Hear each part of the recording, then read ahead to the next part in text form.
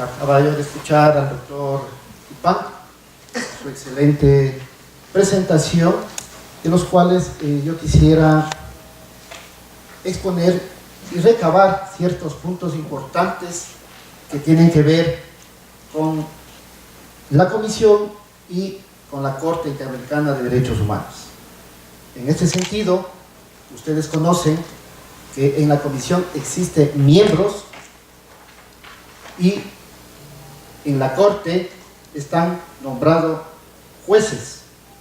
Estos miembros de la Comisión tienen una independencia totalmente, pero tienen que ser expertos justamente en derechos humanos para que puedan pertenecer y ser miembros de esta comisión, ¿sí? El objetivo principal es promover y observar la defensa de los derechos humanos en las Américas y cómo estos derechos se pueden promover. La Comisión tiene establecido este tipo de promoción, ¿sí? Se dice que es a través de la realización de visitas a países miembros que ustedes conocen. La Comisión va de 2 a 3 veces por América a los diferentes estados miembros de la OEA para justamente saber de la violación de derechos humanos. Asimismo, hay actividades por iniciativas temáticas y también el objetivo es la preparación de informes sobre la situación de derechos humanos en un país o temática particular. La Comisión puede adoptar medidas cautelares, que más adelante el siguiente expositor les explicará con más detalle cuál es el trámite de estas medidas cautelares. Y también la Comisión puede solicitar medidas provisionales a la Corte Interamericana de Derechos Humanos, ¿sí? El procesamiento y análisis de las peticiones individuales con el objetivo de determinar responsabilidad internacional de los estados por violación de derechos humanos garantizados en la Convención Americana de Derechos Humanos, Declaración y demás tratados internacionales. Esto como un breve preámbulo con respecto a la Comisión. Con respecto a la Corte, esto es un mandato que surge sobre la Convención Americana de Derechos Humanos, cuya sede se encuentra en San José de Costa Rica y en el caso de la Comisión se encuentra en Washington, Estados Unidos, ¿no? Le indicaba hace un momento que conforman de 7 jueces y el objetivo principal de la Corte Interamericana es interpretar y aplicar la Convención Americana y otros tratados de derechos humanos, los cuales a través de las sentencias sobre casos y opiniones consultivas tienen que ver. Y pues ya se había enumerado los varios tratados internacionales y derechos protegidos por los estados y esta comisión.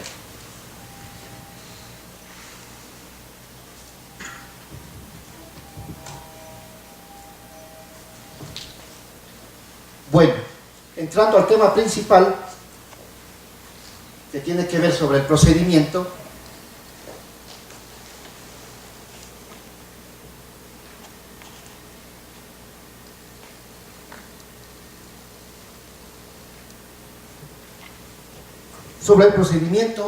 que tiene que realizarse en la Comisión Interamericana de Derechos Humanos, vamos a tratar 12 puntos específicos que tienen que ver con este procedimiento.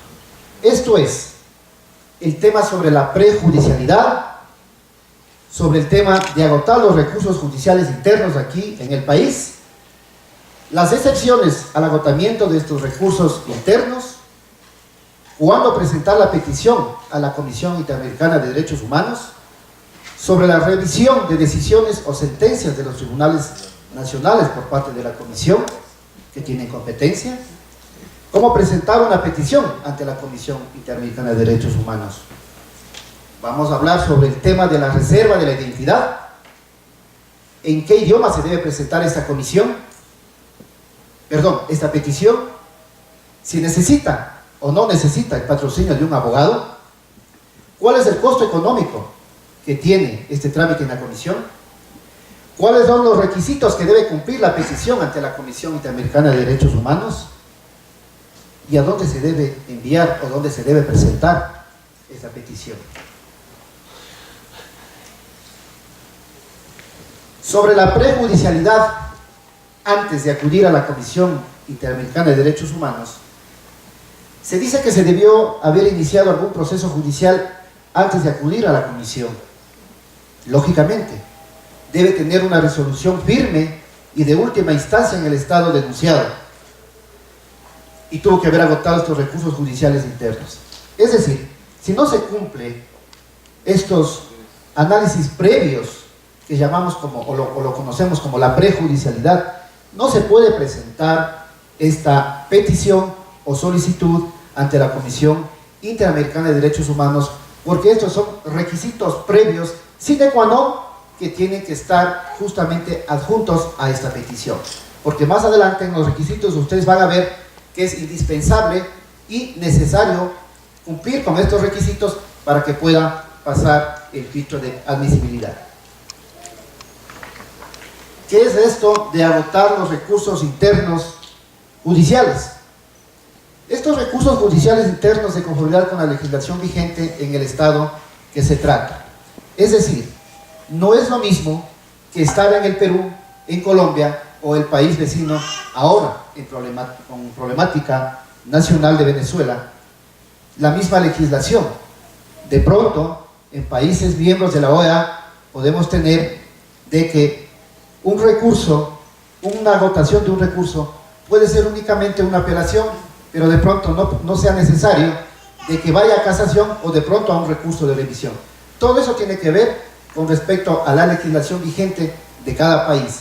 Es por eso que la Comisión analiza en su momento la ley interna de cada país para ver si es que se ha agotado en su momento los recursos correspondientes. Para presentar una petición en la Comisión se debe intentar previamente que los tribunales nacionales decidan sobre la situación que denuncian. Es decir, los tribunales de última instancia en nuestro Ecuador, como es la Corte Nacional de Justicia, ¿sí?, las salas especializadas son las que deben emitir una sentencia correspondiente, y respecto a esa sentencia correspondiente, con su debida posiblemente ampliación o aclaración, tendrá que ser el documento habilitante jurídico y necesario intentar una petición o un recurso ante la Comisión Interamericana de Derechos Humanos. Una persona agotó los recursos internos cuando el Poder Judicial emitió una decisión de última instancia. Se dice que justamente la persona ha agotado cuando tiene en su mano, cuando tiene en su poder una decisión judicial de última instancia, que es el requisito previo para poder presentar esta solicitud en la comisión. Si no tiene esa sentencia ejecutoriada, pues no podrá acudir. Son varios de los recursos que debe de agotar aquí internamente. Los recursos judiciales internos se deben agotar, deben ser adecuados y efectivos. ¿Qué es esto de adecuados? Como ejemplo, una desaparición, se tiene que proponer un recurso de inscripción o un recurso de habeas corpus previamente ante el Estado ecuatoriano para que justamente sea el documento el que niegue, el que no sepa, el que no dé información sobre una persona para que pueda justamente ser habilitado a presentar esta petición o recurso que se podrá interponer ante la comisión. Ahora, ¿qué es lo que tiene que ver con los recursos judiciales efectivos? Hay varios, pero como ejemplo únicamente quisiera poner el retardo injustificado en una decisión. A veces tenemos aquí, o tenemos la figura jurídica del plazo razonable, pero no es únicamente para el proceso o el procedimiento. El plazo razonable también se aplica para los operadores de justicia que en su momento, y especificando la ley y la materia, tienen que dictar una sentencia. Si esa sentencia, esa resolución no es emitida en su momento o en el término correspondiente, estamos hablando de un recurso judicial no efectivo. Si no se agotó, se tendrá que explicar las razones para cuidar la admisión de excepciones. Es decir, que en varios casos, o en ciertos momentos, o en casos específicos, sí se podrá presentar una petición ante la Comisión Interamericana de Derechos Humanos, pero siempre y cuando tenga ese justificativo. ¿Cuáles son estas excepciones al agotamiento de los recursos internos? Tenemos como punto 1 las leyes internas que no establecen el debido proceso para proteger los derechos que se alegan violados. Es decir, un argumento de un debido proceso en un Estado miembro de la OEA, ¿sí?, que posiblemente no tenga un debido proceso, un procedimiento, ¿sí?, sería una causa para la cual se podría proponer una excepción de agotamiento de estos recursos. También como excepción se dice que no se ha permitido a la presunta víctima el acceso a los recursos internos o se le ha impedido agotarlos. Se me viene a la cabeza que posiblemente la víctima, cuando interpuso un recurso interno acá, dentro del término correspondiente, el juez lo niega, ¿sí?, y por lo tanto esto no es lo correcto. También se le ha indicado que se ha impedido agotarlos. Por lo tanto, tenemos aquí mucha jurisprudencia de un debido proceso no complementado, y también existe la tutela judicial efectiva que no se cumple aquí en nuestro país. Tenemos tantos derechos garantizados en nuestra Constitución de la República del Ecuador, pero efectivamente no se cumple. Se indica que en el Ecuador posiblemente es uno de los países con más derechos, con más garantías específicas en nuestra Carta Magna, pero lamentablemente es el país que desde el año anterior y los años venideros que vienen va a ser el país que más demandas y más peticiones tenga dentro del sistema interamericano de derechos humanos. Se exceptúa al agotar los recursos internos cuando existe una situación de extrema indigencia de tal gravedad. Es decir, que de pronto en un proceso judicial donde que se necesite el patrocinio de un abogado y esta persona está en la sumisa indigencia y que por esa razón no ha podido expresarse su voluntad de agotar, de apelar, ¿no?, de hacer efectiva su tutela judicial, pues en ese sentido es una causa de excepción a este agotamiento de estos recursos internos para poder dar trámite en la Comisión Interamericana de Derechos Humanos. ¿Cuándo presentar la petición a la Comisión Interamericana de Derechos Humanos? Pues está establecido dentro del reglamento que tiene que ser dentro de los 6 meses posteriores a la fecha de la notificación de la decisión judicial que agotó estos recursos, ¿sí? Es decir, se tiene un término, un plazo máximo de 6 meses para poder presentar, porque de lo contrario, igualmente, como había dicho hace un momento, el plazo razonable quedaría inaplicable. Por lo tanto, si ustedes en algún momento van a presentar en calidad de abogados patrocinadores de alguna persona, institución, organismo o grupo de personas, pues tienen que hacerle dentro de este plazo de 6 meses. Ahora, se dice también que no se aplica a los 6 meses cuando existe una excepción. Las excepciones que ya lo había expuesto hace un momento y que en la guía positiva anterior ya lo había explicado.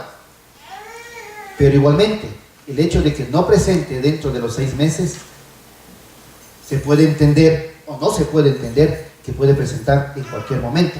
Y ahí viene justamente esta figura jurídica del plazo razonable, porque si el día de hoy se comete violación a los derechos humanos de un grupo de personas que estamos en este seminario, no podemos presentar dentro de 50 años, es imposible. Entonces tiene que ser presentado en un plazo razonable.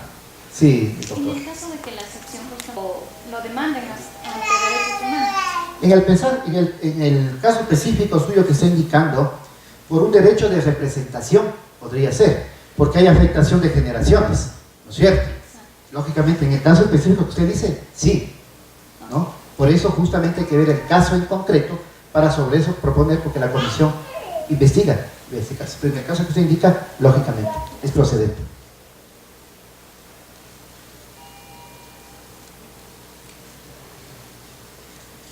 ¿Qué es eso de la revisión de decisiones o sentencias de los tribunales nacionales? El tener una sentencia en contra no significa que se ha violado sus derechos humanos. Aquí a diario escuchamos en las noticias, en Twitter y en todas las redes sociales, de que cuando una persona se siente insatisfecha con una decisión judicial, dice: voy a acudir a nivel internacional.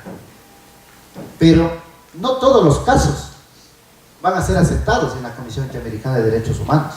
No todos los casos han sido violados derechos humanos, porque en un proceso siempre existe un ganador y un perdedor, y el perdedor, si es que el juez tuvo una razón, una sentencia coherente, limitándose a la Constitución, al Código, a las leyes, a los reglamentos, y que es indiscutible, esa persona está pensando mal acudir a la Comisión Interamericana o al Sistema Interamericano de Derechos Humanos, porque no le corresponde, ¿sí? Pero aquí escuchamos a los políticos, escuchamos a muchos personajes que cuando algo acontece, pues voy a acudir a nivel internacional. Agoto aquí y me voy a nivel internacional. Y eso no es cierto. Hay que saber cuáles son los temas y los casos específicos que pueden darse trámite, que vamos a hablar más adelante. La Comisión y la Corte Interamericana de Derechos Humanos tiene competencia, sí, para revisar estos procesos. Lógicamente, lo que hablaba hace un momento, en los casos específicos, la Corte solicita copias del proceso, solicita registros oficiales del país sobre las leyes y los reglamentos para cotejar y ver si efectivamente se han violado derechos humanos, independientemente de los tratados internacionales que tenemos nosotros suscritos como país adscrito a la OEA, y que el doctor Kipán hace un momento ya expuso cuáles son estos tratados, y que bien lo dijo la doctora también, parece que faltó algo sobre el tratado de los niños, y que es muy cierto, porque en el país estamos viendo a diario cómo se vulneran los derechos de la niñez, la adolescencia y de personas con discapacidad y personas con enfermedades hasta catastróficas.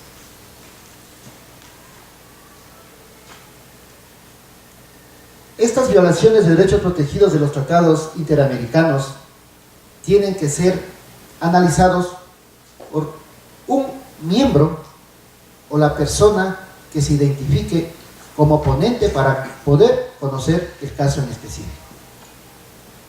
Es decir, cuando tiene competencia la comisión o la corte, tiene que ser sometido a un sorteo, y en base a ese sorteo tiene que conocer, en el caso de la comisión, un miembro, y en el caso de la corte, el juez, para que haga el primer borrador y haga el primer paso de admisibilidad.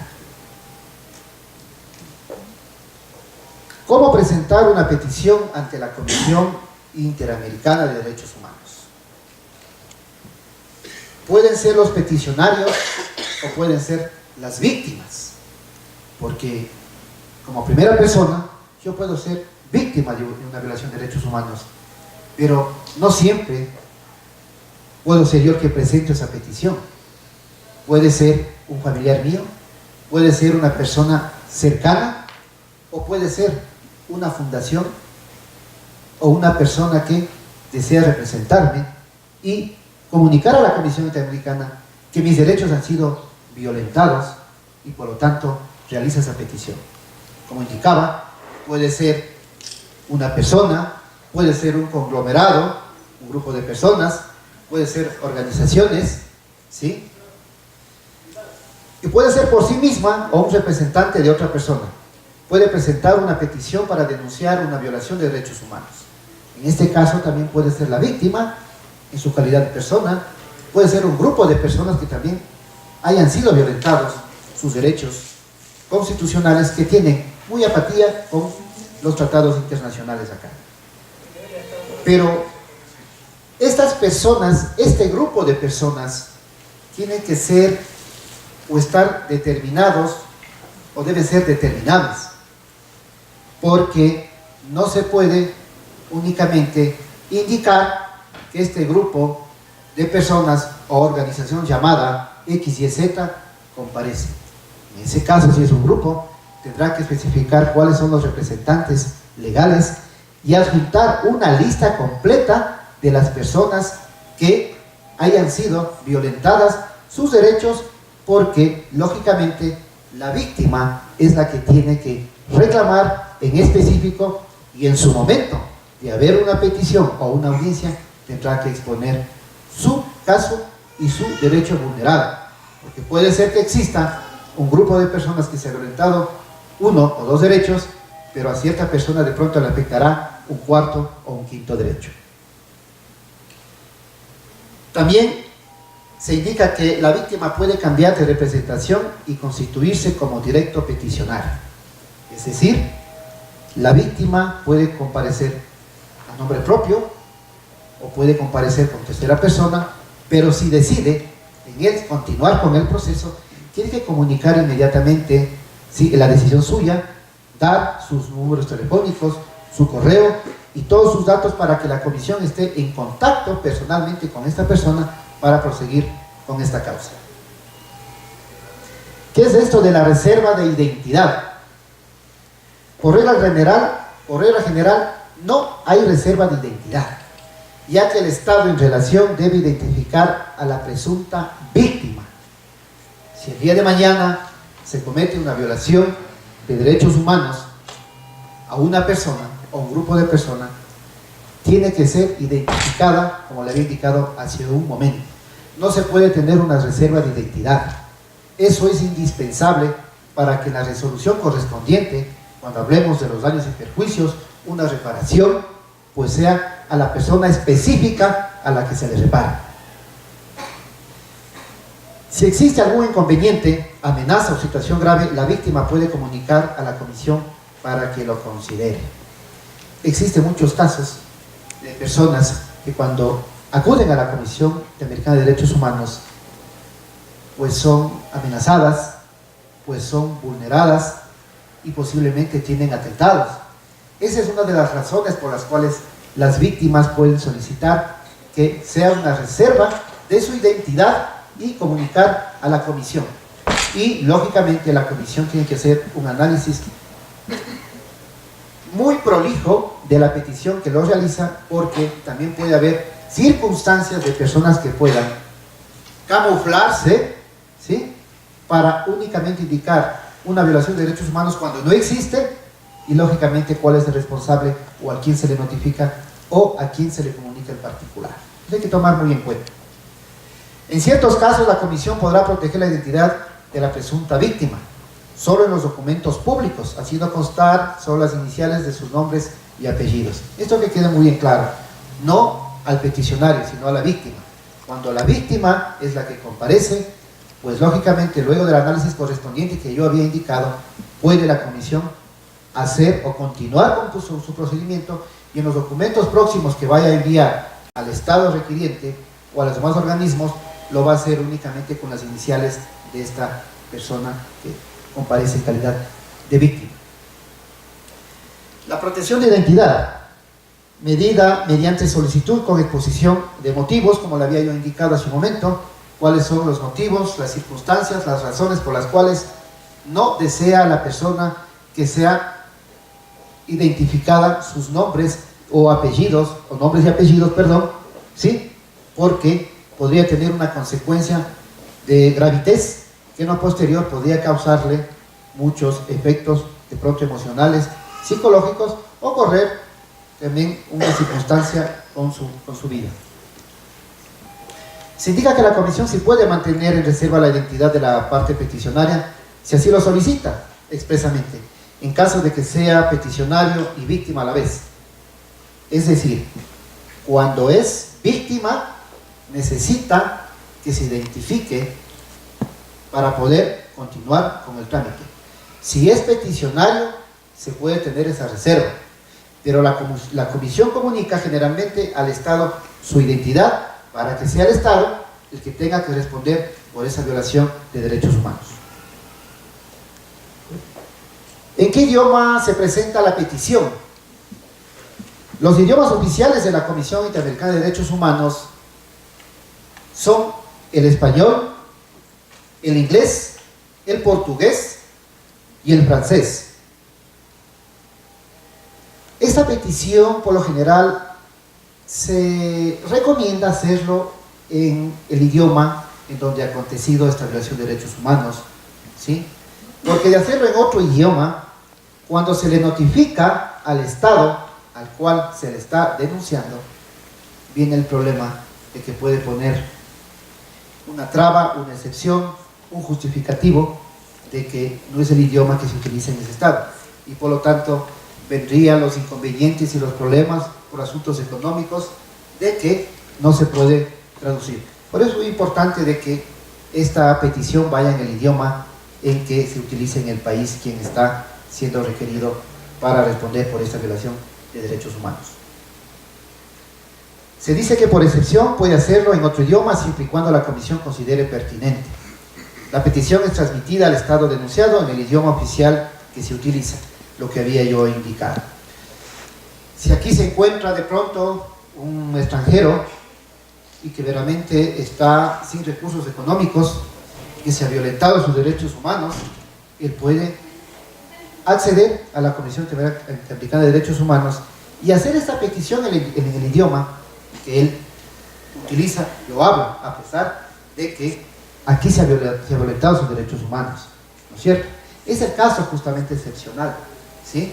Porque de pronto no tiene recursos para tener un traductor y poderlo hacerlo, y lógicamente en el formulario, que más adelante lo indicaremos, podrá hacerlo en ese sentido, y sería la única manera por las cuales, o las razones por las cuales se podría presentar esta petición en otro idioma. ¿Necesito un abogado para presentar mi petición? Lamentablemente no. Las personas, los profesionales que aspiran a prepararse a nivel de derechos humanos, derecho internacional, pues deben pensarlo, ¿no? Lamentable dice que la comisión no exige la representación de un abogado en la presentación y el trámite completo de la petición, ¿sí? No es requisito, ¿sí? Casi viene a entenderse como las garantías jurisdiccionales que está establecida en nuestra Constitución, que a simple vista dice que no necesita patrocinio de un abogado, ¿no? Pero cuando presentamos este tipo de peticiones aquí en el Ecuador, por lo general, son inadmitidas. Algo parecido acontece en la Comisión Interamericana de Derechos Humanos. Sí es necesario de que la persona tenga por lo menos un grado de conocimiento de justicia internacional para poder resolver y poder argumentar un poco, primero los hechos fácticos y luego en derecho, lo que tiene que corresponder en la petición necesaria. Pero hasta el día de hoy se dice que no se necesita la presencia, ni la comparecencia, ni la expresión de un abogado, que hasta cierto punto es lógico, es entendible, porque estamos hablando de derechos humanos.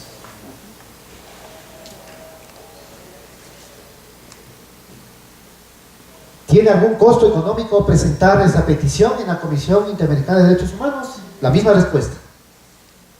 $0. No cuesta un solo centavo el presentar, tramitar y tener una resolución en el Sistema Interamericano de Derechos Humanos, tanto en la Comisión cuanto en la Corte. Todos los procedimientos ante la Comisión son totalmente gratuitos. ¿Cuáles son los requisitos que debe cumplir esta petición ante la Comisión Interamericana de Derechos Humanos? Vamos a enumerar.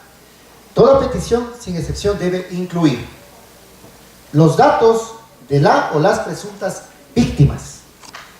Al hablar de datos, estamos hablando nombres completos, direcciones, teléfonos, correos y todo lo concerniente a una especificación individual de cada víctima.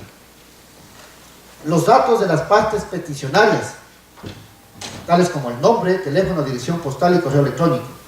Una descripción completa, clara y detallada de los hechos alegados que incluya cómo aconteció esos hechos, cuándo aconteció esos hechos y dónde ocurrieron esos hechos, así como el Estado que se considere responsable de la vulneración de estos derechos.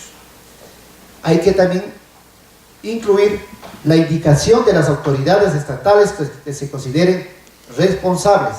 Es indispensable, es necesario por el tiempo, si es que acontece el día de hoy o en este año, no podemos indicar de que el presidente de la República, el ministro del Interior, el ministro de Justicia del 2025 es el responsable de esta violación de derechos humanos. Es muy importante identificar esos datos de las autoridades estatales que estuvieron en ese momento de la violación de los derechos humanos. Hay que también considerar los derechos que se consideran violados en caso de ser posibles. Tiene que constar las instancias judiciales o las autoridades en el Estado a las que acudió para remediar las violaciones alegadas. Lo que habíamos ya indicado sobre la prejudicialidad, ¿no es cierto? Los requisitos previos para acceder a esta petición, se tiene que estar ya agotado en su última instancia. Hay que tener esta respuesta de las autoridades estatales, en especial de los tribunales judiciales. Habíamos indicado justamente las sentencias, estas resoluciones en firme, estos laudos, estas providencias y estas resoluciones que lógicamente nos servirán como fundamento para poder adjuntar y dar trámite a la petición o solicitud ante la comisión. En caso de ser posible, las copias simples y legibles de los principales recursos interpuestos y de las decisiones judiciales internas y otros anexos que se consideren pertinentes, tales como declaraciones de testigos, etc. Estos documentos, ¿sí?, por lo general, dice la comisión, o no solicita, no exige de que estos documentos sean copias certificadas, legalizadas, notarizadas, ¿sí? Son documentos totalmente simples, pero tienen que ser legibles. Y hay una razón, porque de pronto cuando no se acepta esta petición o solicitud, pues la comisión no devuelve estos documentos. Eso reposa ahí. Tiene que considerarse la indicación si se ha presentado la petición en otro organismo internacional con competencia para resolver estos casos, ¿sí? Si es que ya se ha presentado en otro organismo a nivel internacional, no puede volver a presentar este mismo caso. Es decir, si es que de pronto presenta en la Comisión Interamericana de Derechos Humanos, no puede presentar esta denuncia ante la Corte, porque primero tiene que tener una resolución y el paso firme y previo en esa comisión para poder acceder a la Corte. Todos estos documentos adjuntos tienen que ser, eso sí, foliados o enumerados, como le dice la comisión. No se necesita copias certificadas, autentificadas ni apostilladas, simplemente tienen que ser legibles, porque la comisión, como le había indicado, no devuelve estos documentos. ¿A dónde debo enviar esta petición? ¿A dónde se debe remitir esta petición? Se debe enviar al correo cidh-denuncias@oas.org. También tenemos un formulario electrónico, ¿sí?, que podemos encontrar en la página www.cidh.org. Es decir, existe una petición, un formulario, los cuales se puede llenar, donde existen los requisitos necesarios para poder acceder a este organismo internacional. Pero lo recomendable es de que ustedes en tal caso se fijen únicamente cuáles son los requisitos previos que se necesitan y hacerle una petición aparte de una manera más sucinta, más amplia, más directa y con todos los fundamentos que ustedes creen necesarios para que la Corte tenga una capacidad más ejemplar de su caso específico para que ellos puedan tratar. Porque de lo contrario, mandarían esto de pronto a pedirle más información. Acá no lo dicen a completar o ampliar, sino van a pedir más información que viene a ser justamente una aclaración, una ampliación. Por eso es recomendable de que esta petición lo hagan de una manera muy independiente y sea adjunta al correo. Hay un correo postal, Comisión Interamericana de Derechos Humanos, 1889 Street, NW, Washington, 2006, Estados Unidos. La petición tiene que ser dirigida a la Comisión Interamericana de Derechos Humanos y, lógicamente, con todos los requisitos que habíamos indicado. Ahora, únicamente para culminar, se puede decir de que este tipo de petición tiene que ser en una forma considerativa con respecto al caso específico. En la comisión hacen mucho énfasis el caso de violación de derechos humanos, especificando justamente los tratados, los convenios internacionales, la carta magna que se maneja en el país, en el cual hacen la petición, y en base a la ley o la infracción que haya habido en esta petición.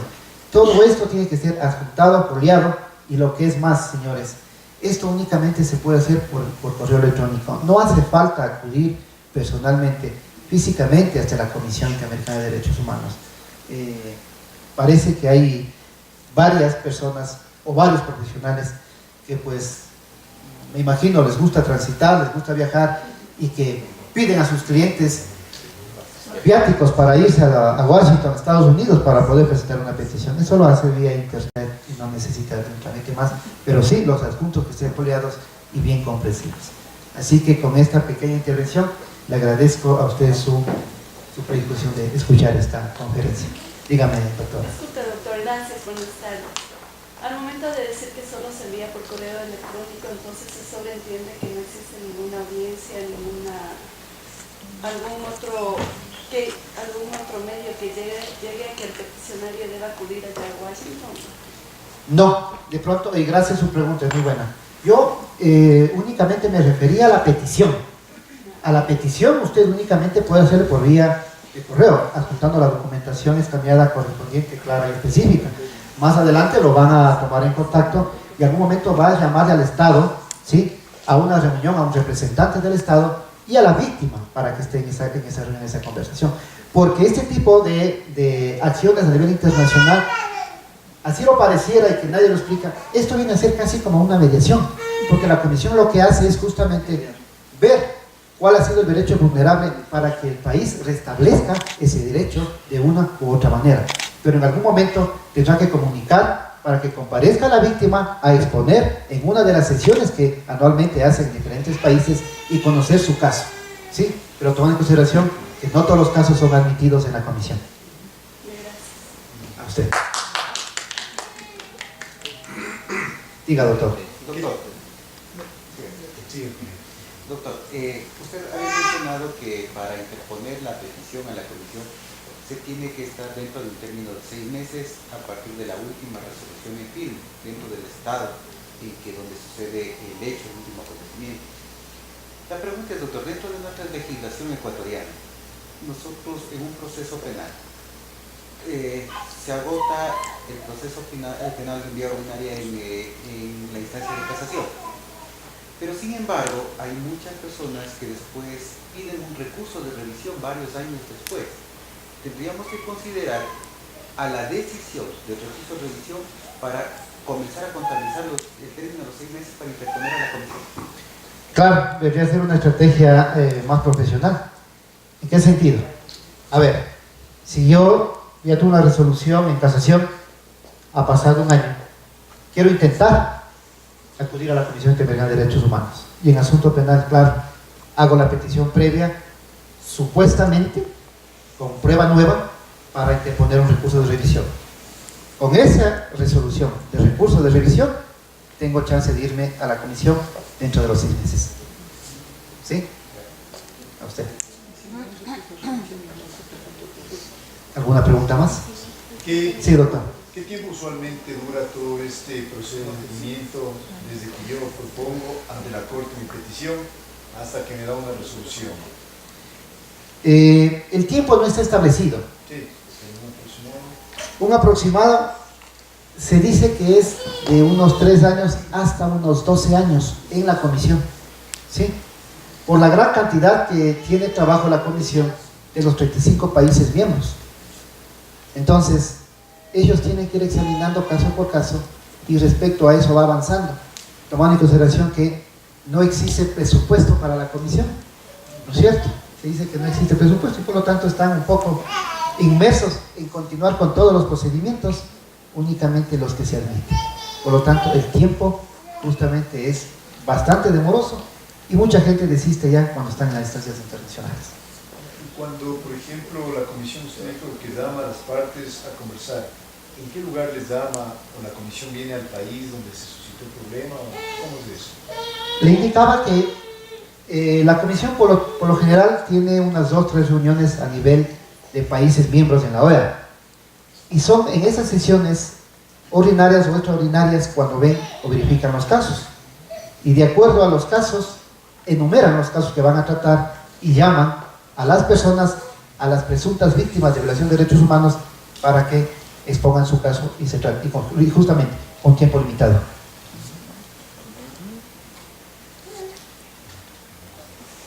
Sí, doctor. Doctor, dentro de la práctica profesional y que sucede actualmente, dentro de los procesos penales, ahora existe el proceso expedito en delitos flagrantes.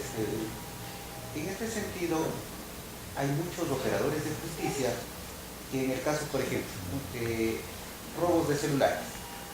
Robos de celulares, se le coge aprehendido al infractor, se emite una sentencia, pero es el momento preciso en que se fundamenta sobre la prueba, es que no se tiene la cuantía del objeto sustraído. Y tampoco para la gente que ha sido víctima es difícil justificar la propiedad. Y sin embargo se ha llegado a tener sentencias condenatorias en este caso. Estamos hablando de un derecho a la tutela judicial efectiva, pero sin embargo se ha emitido este tipo de sentencias. Eso estaría también como una violación al debido proceso para que pueda ser admitido ante la Corte, ante la Comisión. Bueno, primero que el procedimiento directo que consta en el Código Orgánico Integral Penal es violatorio, porque la persona procesada no cuenta con el tiempo suficiente para poder tener una defensa técnica específica en materia penal. Mientras tanto que la Fiscalía tiene todo el argumento, el aparato estatal, ¿no? Con policías, con peritos, con jueces, fiscales de garantías penales que no garantizan nada, ¿sí? Lo que hacen es cumplir sentencias. Mientras más sentencias tengan, ¿sí?, mejor rango van subiendo los mismos fiscales. Mientras más acusaciones tengan, ese comportamiento está aquí en el Ecuador. Por lo tanto, eso es una violación de derechos humanos aquí en nuestro país. Sí, doctor. Gracias, doctor. Yo solo quería acotar lo siguiente respecto a la consulta que había hecho un colega en lo que se refería al tema de tiempos. Yo les quería compartir, yo estuve en la Corte Interamericana cuando trabajé en el Ministerio de Relaciones Exteriores. Se llevaba un caso con respecto al decreto 1182 de refugio. Entonces los casos se van ventilando conforme la urgencia, la premura que se tiene, porque en ese entonces había que establecer sobre términos y plazos y sobre si se presentaba o no la identificación de las personas, porque en ciertos momentos, obviamente, las personas que huían de los países de frontera, digamos Colombia, no traían consigo la documentación.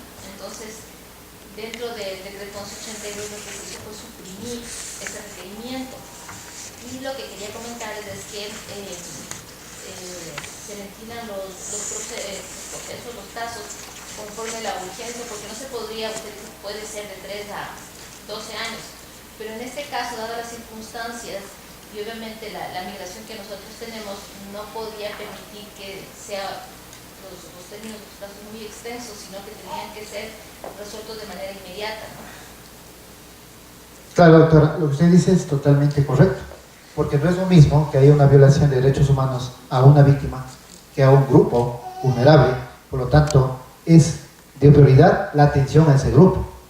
En ese sentido, lógicamente, la comisión tiene que actuar urgentemente, igualmente que la Corte, porque es un grupo, ¿sí? En ese sentido, usted tiene toda la razón y tiene que exigirse a la comisión, y lógicamente ellos ven que cuando se trata de grupos, de personas vulneradas de derechos humanos, tiene prioridad. Bueno, con lo explicado, pues les agradezco su atención y una buena tarde. Gracias.